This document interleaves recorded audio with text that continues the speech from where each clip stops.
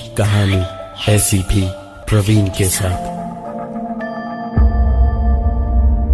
मेरा नाम जगदीश है, पेशे से इंजीनियर हूं। सरकारी नौकरी है और कभी ना रिश्वत ली और ना ही कभी कुछ गलत किया। जिंदगी भी बेहद खूबसूरत थी। एक प्यार करने वाली बहुत ही अच्छी सी बीवी थी, शुभांगी, और एक मेरी बेटी तमन्ना। बड़े मत्थे टेके थे, बहुत मन्नतें मांगी थी, तब कहीं जाके ये फूल हमारे आंगन में खिलाया था भगवान ने। बता नहीं सकता कैसा पल था वो, जब पहली बार उस फूल को अपने हाथों में लिया था मैंने। जल्दी मैं रोता नहीं, लेकिन उस पल आंसू छलक आए थे। लेकिन सब कुछ हमेशा इतना खूबसूरत और आसान कहां होता है। कहते हैं कि मां का दूध बच्चे की हड्डियों और दिमाग के बढ़ने के लिए बहुत जरूरी होता है। लेकिन तमन्ना जब 4 महीने की थी तो शुभांगी जब तमन्ना को दूध पिलाती तब उसके पूरे बदन में गहरे नीले जख्मों जैसे दाग बन जाते। बेहद दर्द होता और लाल लाल पूरे रैशेस भर जाते शरीर में। बड़ी मुसीबत बन गया था ये हमारे लिए। बच्चे के लिए कुछ दिन तो शुभांगी दर्द झेल गई, लेकिन फिर जब बात और दर्द दोनों हद से ज्यादा बढ़ गए तो शुभांगी ने मुझे बताया। मैं तुरंत उसे लेकर डॉक्टर के पास गया। डॉक्टर्स ने सारे टेस्ट्स वगैरह किए, लेकिन कोई भी दिक्कत या बीमारी समझ नहीं आई, और ऊपर से दिक्कत भी नहीं गई, बल्कि रह के कभी कभी बहुत ज्यादा दिक्कत होती।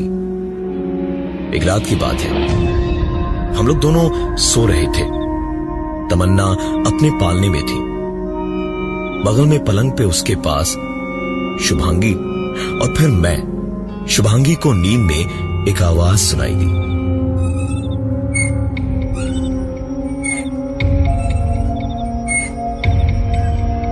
पहले तो नींद में समझ ठीक से नहीं आया, लेकिन जैसे ही शुभांगी को समझ आया कि ये पालने की आवाज है तो झट से उठ के बैठी, और अंधेरे में भी बाहर से आती हल्की सी रोशनी में उसने साफ साफ देखा कि पालना हिल रहा था, जैसे कोई बाकायदा तमन्ना को झुला रहा हो। लेकिन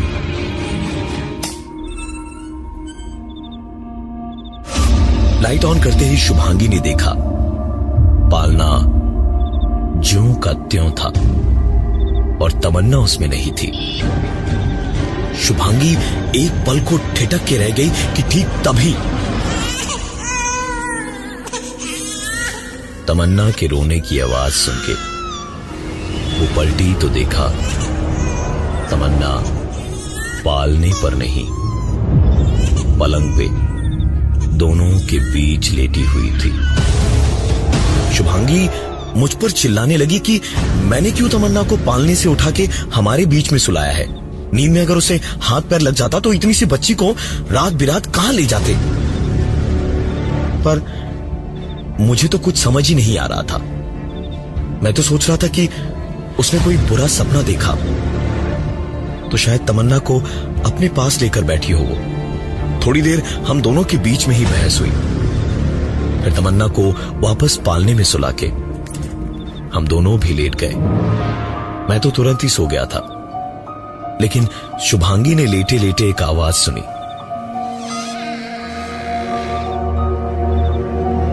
दरवाजा तो हमने बंद किया था सोने से पहले, फिर अचानक ये दरवाजा खुला कैसे। शुभांगी ने देखने के लिए लाइट जलाई तो देखा दरवाजा तो बंद पड़ा था।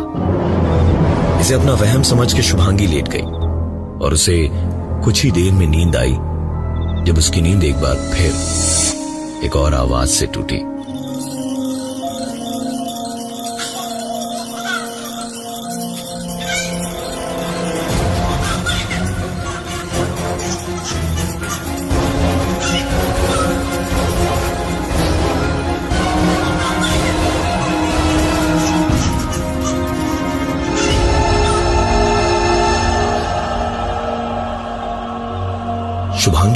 बिल्कुल बुरी तरह से घबरा गई थी।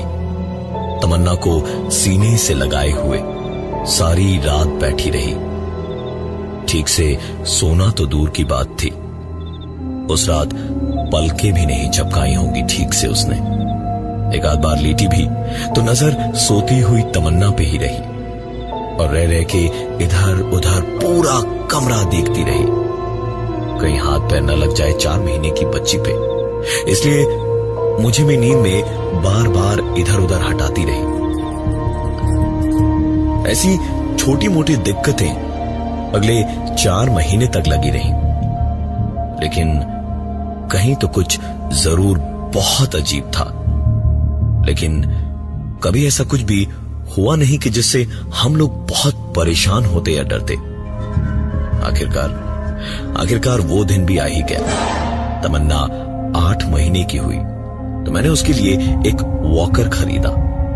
1-2 दिन में ही छोटी सी बच्ची को उसकी आदत भी हो गई। संडे का दिन था, मैं किचन में शुभांगी की मदद करने में लगा हुआ था। तमन्ना वॉकर पे थी और बाहर के कमरे में अपने झुंझुने से खेल रही थी। शुभांगी खाना बना रही थी और मैं किचन में उसकी मदद करने में मशगूल था। जब अचानक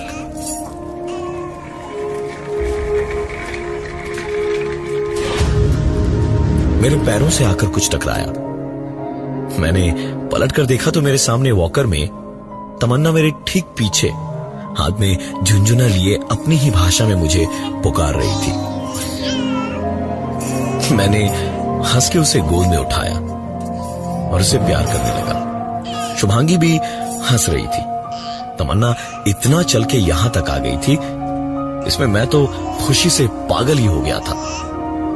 मैं उसे गोद में उठाए हुए पुचकारता हुआ प्यार कर रहा था। जब किचन से बाहर निकलकर सोफे पर आकर बैठा तो मेरी नजर किचन के दरवाजे पर पड़ी। दरवाजे पर 2 इंच की एक ऊंची चौखट बनवाई थी हमने, जिसको लांग कर तमन्ना का वॉकर समेत अपने आप किचन में आना नामुमकिन था। मेरी आंखें कुछ देर उसी किचन की चौखट पे टिकी थी कि फिर तमन्ना की आवाज से ही मेरा ध्यान टूटा और मैं उसके साथ खेलने लगा। अरे बेटा, कैसे चल के आ गए आप पापा के पास? कैसे आए बेटा आप? जो बच्ची कुछ बोल ही नहीं सकती थी, उससे मैं मेरे डर का जवाब मांग रहा था। उसने जवाब दिया भी। मेरे खेलते खेलते ही उसने मेरा मोबाइल निकाल के देखना और उससे खेलना शुरू किया। मैं उसकी गाल खींच रहा था और कह रहा था, अच्छा जी आप फोन करोगे? क्या बोलोगे आप फोन करके बेटा? बच्ची ने फोन कान से लगाया और उसने साफ साफ कहा,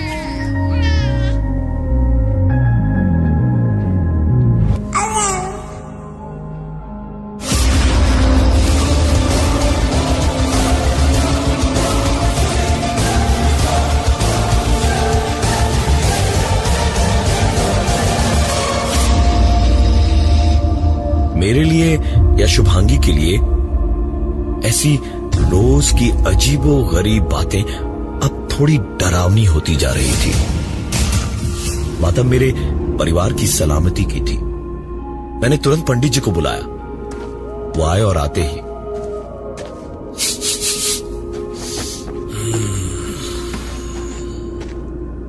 पंडित जी ने पूरे घर में घूम घूम कर देखा और उनके चेहरे को देखकर ही लग रहा था कि कुछ तो गड़बड़ है।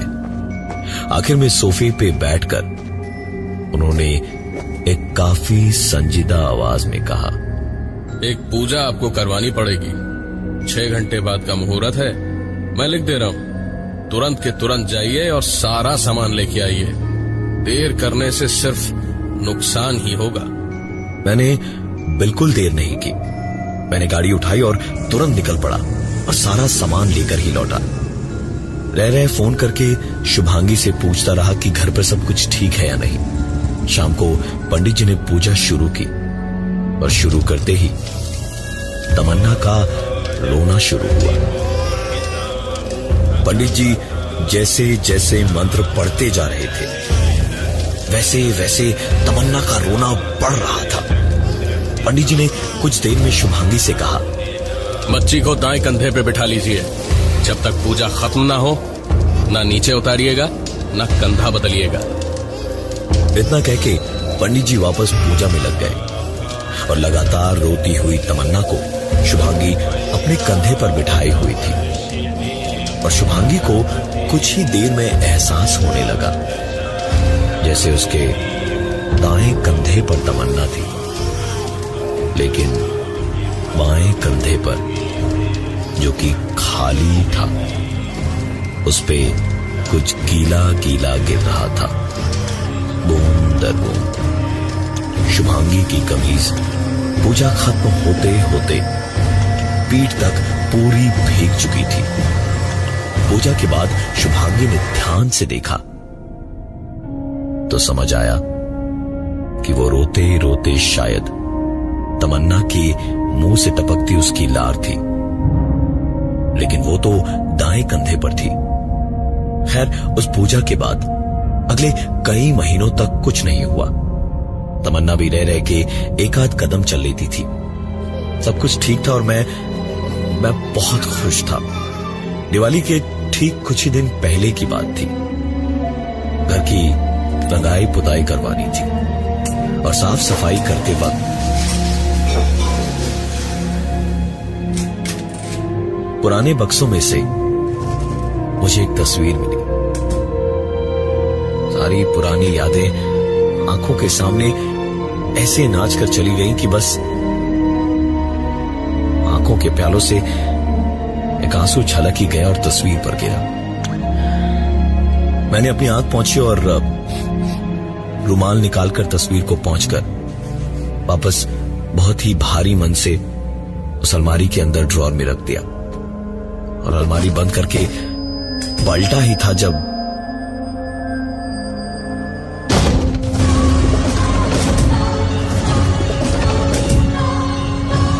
अलमारी का दरवाजा और अंदर का ड्रॉर एकदम अचानक से ही जोर जोर से खुला और बंद हुआ। चलमलाता हुआ एक तरफ का लकड़ी का वो दरवाजा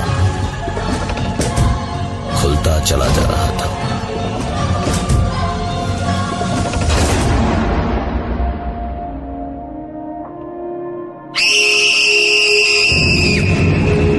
शुभांगी की चीख सुनाई दी मुझे।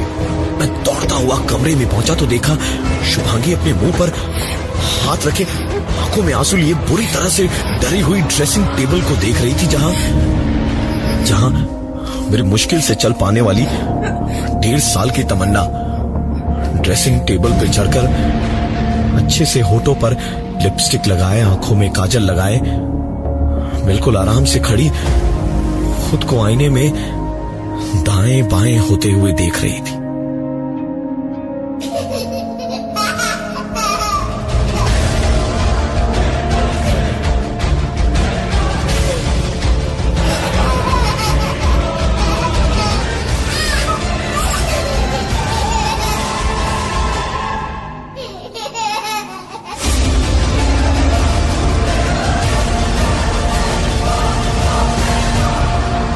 मैं तुरंत चिल्लाया,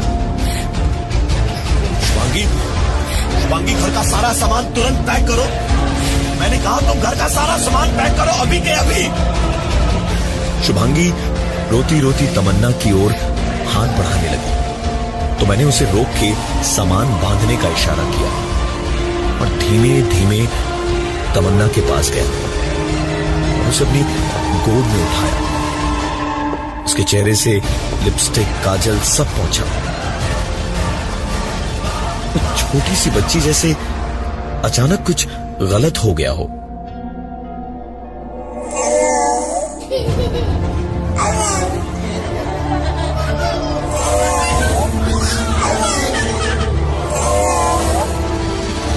मेरी फूल सी बच्ची अलग अलग आवाजों में वही एक शब्द बोले जा रही थी जो उसे आता था। हम बाहर भागे और गाड़ी में बैठकर निकल पड़े सीधे मेरी मां के घर को। शुभांगी चिल्लाए जा रही थी, पूछे जा रही थी कि ये सब क्या हो रहा है, लेकिन मैं उसे जवाब देता भी तो क्या, मैं खुद ही जवाब देने के हाल में नहीं था। मां के घर पहुंचने तक बिना रुके बिना थमे तमन्ना वैसे ही हेलो हेलो करती रही।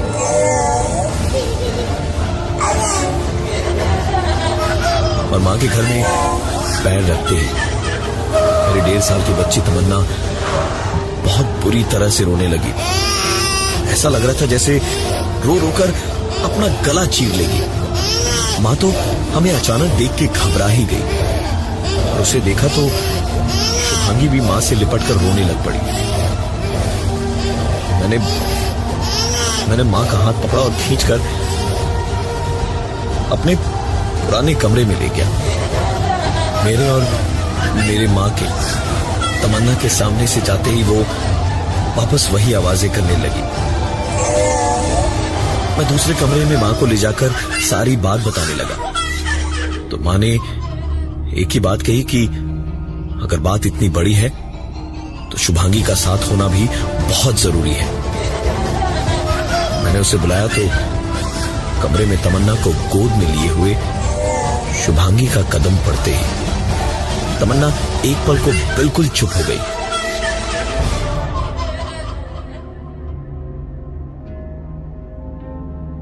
पूरा कमरा उस छोटी सी बच्ची ने ऐसे देखा जैसे सालों बाद उस कमरे में आई हो, और फिर मेरी ओर देखकर रोने लगी। लेकिन पता नहीं उस बच्चे के रोने में बचपना नहीं था इस वक्त। उसे रोते हुए देखा तो मेरी मां से रहा नहीं गया। मां ने मेरी ओर देखा और इतना कह दिया कि अपनी गलती की माफी अपनों से मांगने में डर कैसा है।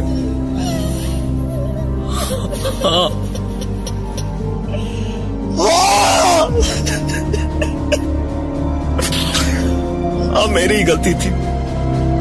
टप्पू मेरी छोटी बहन मुझसे 3 साल छोटी थी। मैं 7 साल का और वो 4 साल की थी।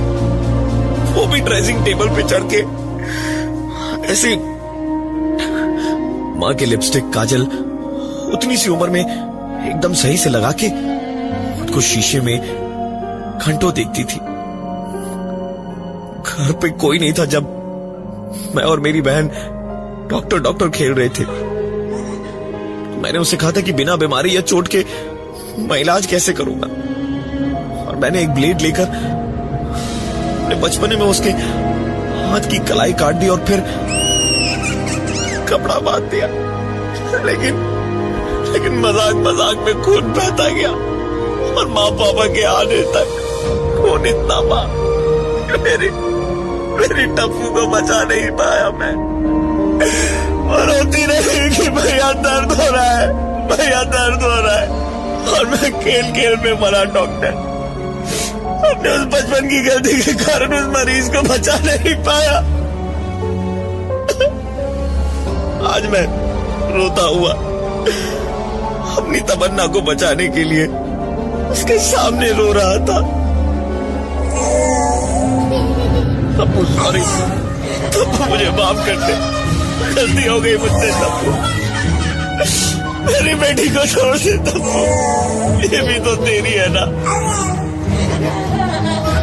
मत कर ऐसा तप्पू, छोड़ दे इसे तप्पू प्लीज, इसे छोड़ दे तप्पू, इसे छोड़ दे तप्पू।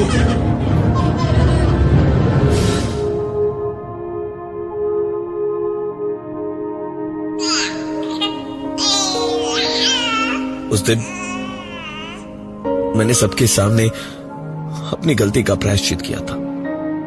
शायद वही कारण है कि मेरी तमन्ना मुझे वापस मिल गई थी।